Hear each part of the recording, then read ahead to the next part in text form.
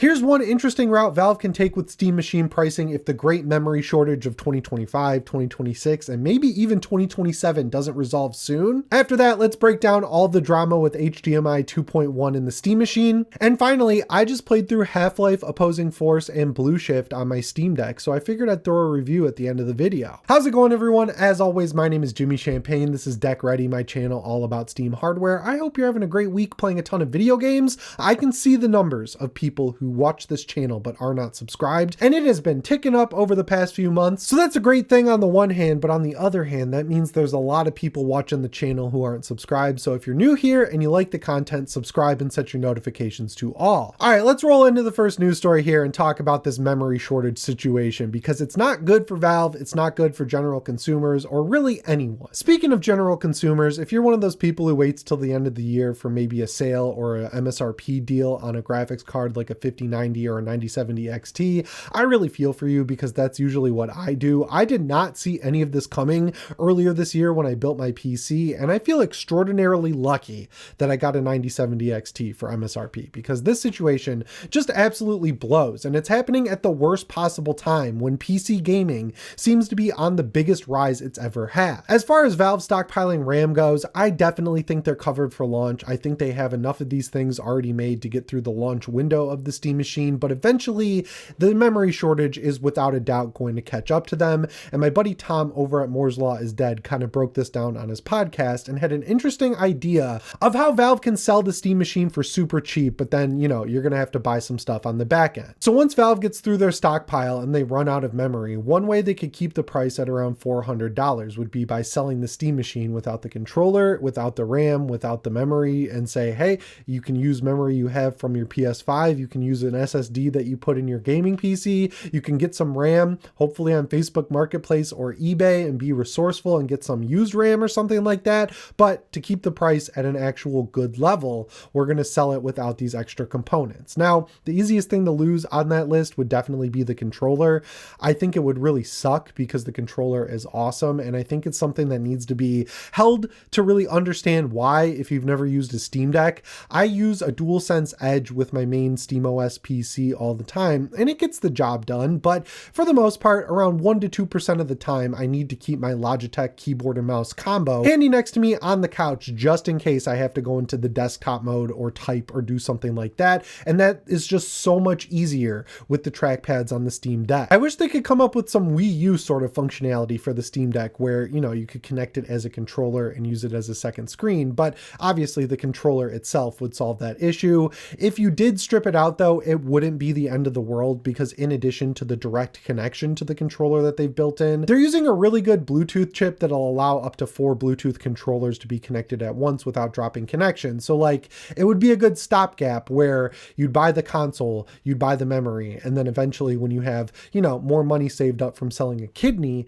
you could go pick up the controller and just add it onto the console at a later date. I think it's an interesting idea, but if push came to shove and they got to the point where they were like, okay, to keep the price at around $400 or $500, we've got to strip all this stuff out, I would hope that they'd at least consider maybe taking a loss on the machine for however many months it would take for the RAM situation to be figured out, because, you know, they have the Steam store, right? Like, I don't like to fence sit at all, but sometimes I think Valve gets an unnecessarily harsh rap from other YouTubers and critics out there who will pinpoint one example of them kind of stumbling a little bit and ignore the myriad of other examples of them being the most consumer-friendly storefront runners in the entire gaming industry. And I understand that they're in a really tough spot that, you know, Sony, Nintendo, and even Microsoft are in as well. But like, I want them to at least consider, or at least come out and talk about it with the community of Steam hardware enthusiasts and say, look, the money that we would have to spend to take a loss on this RAM and storage for this thing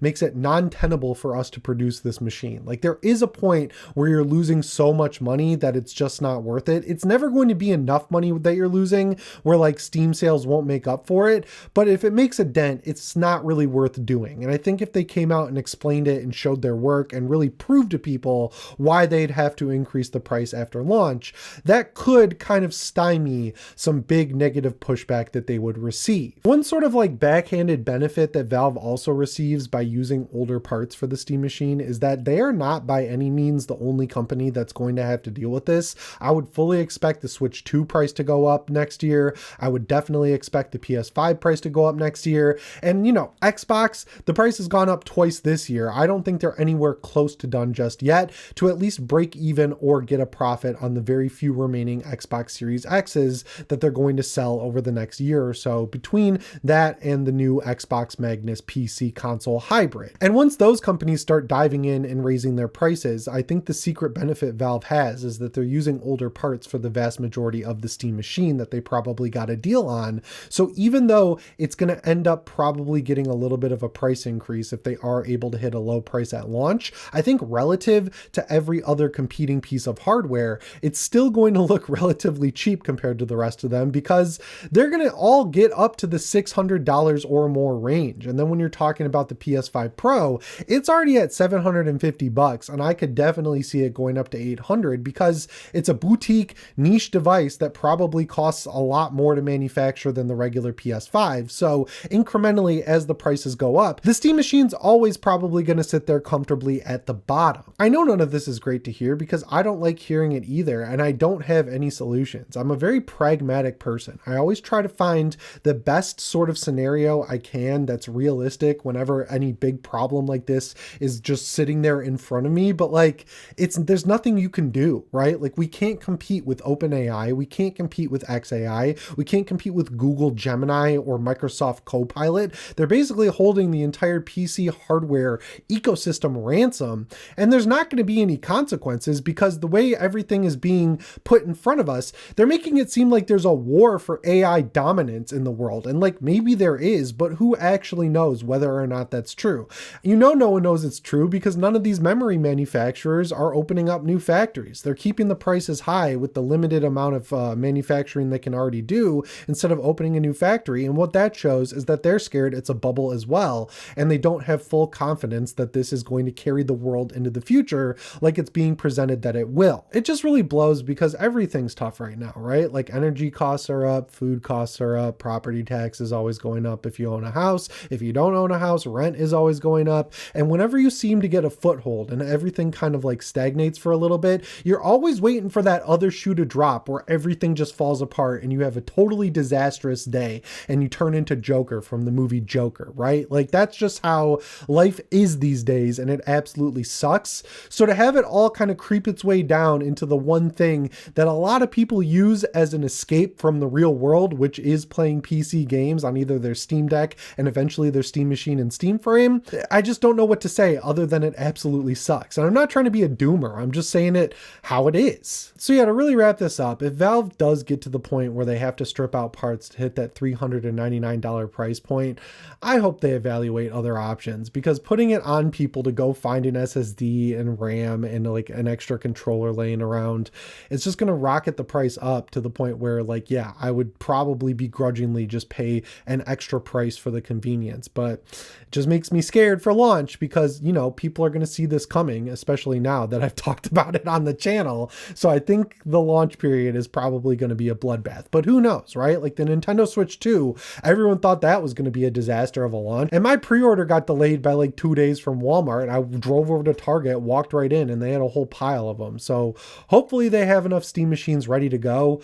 I hope because they used old hardware, they've been mass producing these things for, the better part of a year, and they have enough to satiate everyone at launch at least. And then you get the hardest core fans out of the way and everyone else can kind of fight over the scraps. I don't know if that's good, but that's good for us. But yeah, with the doom and gloom out of the way, let's move on to HDMI 2.1 because this situation is interesting. I did find it kind of weird when they announced the Steam machine that it didn't have HDMI 2.1, and then I noticed that it still does 120 hertz output. And as someone who was there for the launch of the PS5 and Xbox Series X, people were making a really big deal about HDMI 2.1, and that's something I had in my MacBook and my PC forever, and I was like, yeah, TVs are 120 hertz now. The consoles have it. They should. But since people are aware of it, they were really pointing out that the Steam machine doesn't have it. And the interesting thing is it does have the capability. The actual HDMI port they're baking into this thing is an HDMI 2.1 port, but because they're using Linux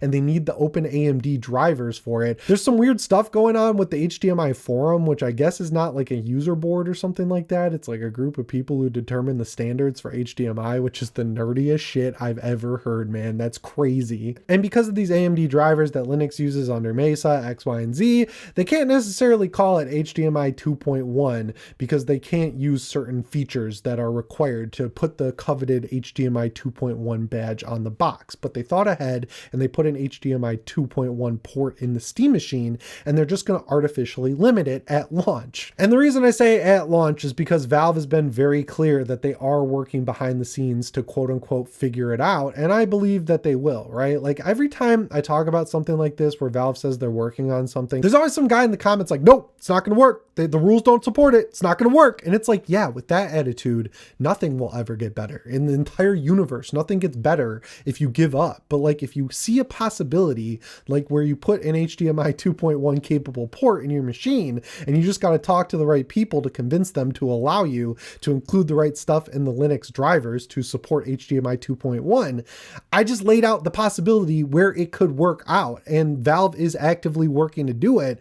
So why believe the worst option when you have the evidence right in front of you to believe the more positive option? I just don't get why people are so adamant to look at everything as negatively as possible. I don't know where I heard this quote. It was probably on Instagram Reels, which is so stupid, but it really stuck with me. If you can be negative for no reason, why not be positive for no reason? And that's just kind of how I see this stuff. So yeah, it kind of sucks that HDMI 2.1 isn't supported at launch, but like if you get 4K 120 without HDMI 2.1, yeah, you might notice some of the finer detail color differences between 2.1 and 2.0, but like the core issue would be 120 FPS, and that works at launch. So like they're 90% of the way there, and they're working hard to clear that last 10% hurdle. So long story short, I think things are going to work out. But if you've been in the Steam Deck community for a while, you can definitely remember back to when the thing came out and it only had FSR 1 and people were hoping for FSR 2. Then we got that,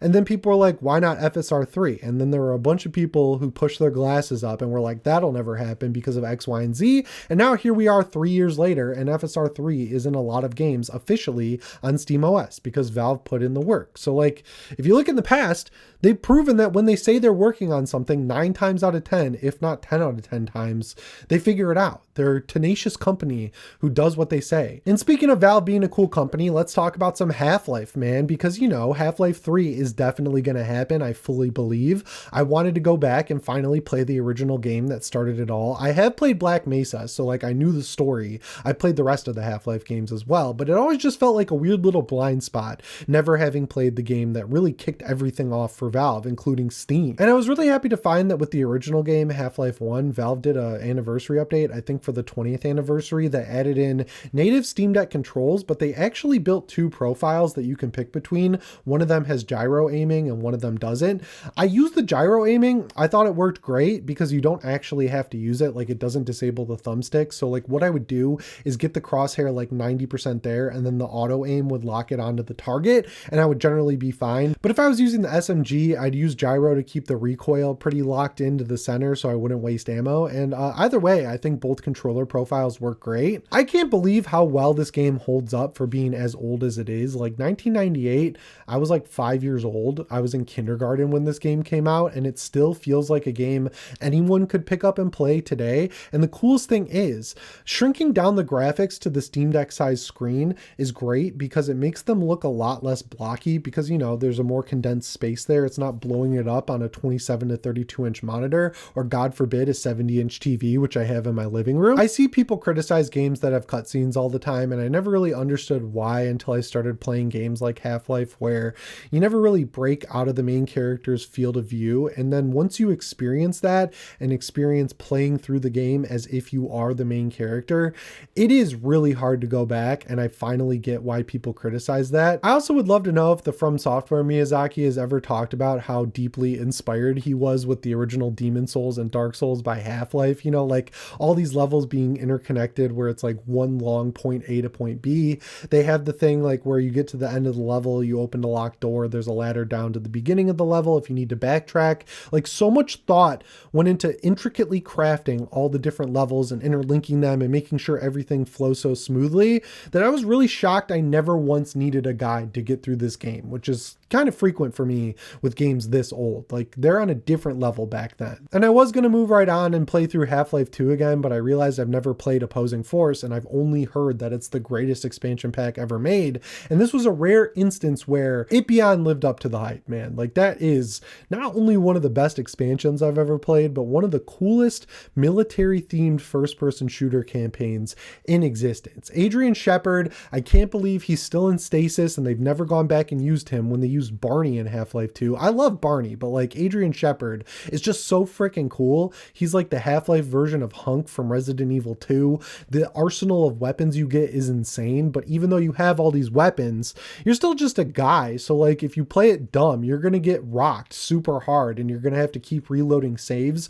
throughout the game. And it's going to be kind of monotonous and boring. So if you play it like you would if you were this guy trapped in this situation, generally speaking, you persevere. And I was really happy to get the sniper rifle. I either never got it or you're not allowed to use it in the original Half-Life, but when you get to that surface tension level and the guy starts sniping you from the towers, I was like, I want that. That's a very powerful gun. And you know what? It is very powerful when you get it in Opposing Force. So I flew through the original game and Opposing Force in like 2 sittings. I was absolutely hooked on these games. Opposing Force and Blue Shift don't have that Valve profile, but thankfully someone made it. So I got this direct controls translated over from the original Half-Life. And then I figured, why not play Blue Shift because it's short. I flew through that in about a couple hours, got to play as Barney. It's a really well-crafted campaign that had some good puzzles. I thought it was excellent as well as an overall package. I mean, if you haven't played these, you should definitely play them because like, I've never played them and I got through all of them without a guide, which is a pretty strong endorsement if you ask me, because they're so old